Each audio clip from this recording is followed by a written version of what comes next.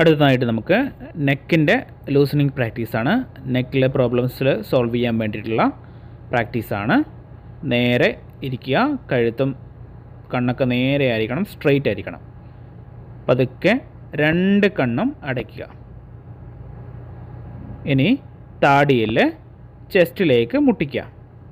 ഇവിടുന്ന് പതുക്കെ ശ്വാസം എടുത്തുകൊണ്ട് നേരെ ലെഫ്റ്റിലേക്ക് മൂവ് ചെയ്യുക. നോക്കൂ, ഇതുപോലെ പതുക്കെ ചെയ്താൽ മതി, സ്പീഡ് ഒട്ടും വേണ്ട. പതുക്കെ ഇൻഹേൽ ഫുൾ എടുത്തതിന് ശേഷം എക്സേൽ ചെയ്തിട്ട് റൈറ്റിലൂടെ നമ്മൾ ചെസ്റ്റിലൂടെ ടച്ച് ചെയ്തിട്ട് ചെസ്റ്റിൻ്റെ മധ്യഭാഗത്തേക്ക് വരിക.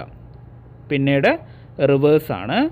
ഇൻഹേൽ നേരെ എടുത്ത് സെൻറ്ററിലേക്ക് വരിക. ഇൻഹേൽ ഫുൾ എടുത്തതിന് ശേഷം എക്സേൽ ചെയ്തുകൊണ്ട് പതുക്കെ സെൻറ്ററിലേക്ക് കൊണ്ടുവരിക. ഇങ്ങനെ ഓപ്പോസിറ്റും കൂടി ചെയ്താൽ മാത്രമേ ഒരു റൗണ്ട് ഫുൾ ആവുള്ളൂ.